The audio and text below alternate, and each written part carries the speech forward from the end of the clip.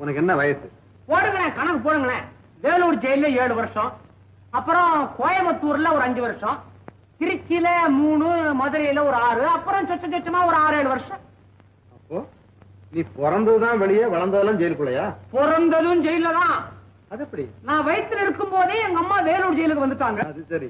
அப்போ உங்க அப்பா சைதாப்பேட்டை சப் ஜெயிலு. இன்னும் அங்கதான் இருக்காரா? இல்லையே, ஹார்ட் ஃபெயிலியர்ல போயிட்டாரு. சீக்கிரம் அவருக்கு விடுதலை. நாங்க அதிர்ச்சியில் அவுட். நீயாவது கொஞ்சம் ஒழுங்கா இரு, இதெல்லாம் செய்யாது. என் லட்சியம் மாத்திரம் நிறைவேறிடுச்சுன்னா. உனக்கு கூட ஒரு லட்சியமா? நல்ல சீசன் டைமா பார்த்து ஒரு 6 மாசம் குழு குழுன்னு என்ன பெங்களூர் ஜெயில போட்டாங்கன்னா சரி சார், அதுக்கு ஏற்பாடு பண்ணுது சார். நான் சிஐடி இல்ல. ஐயா ஐயோ ஐயோ ஐயோ.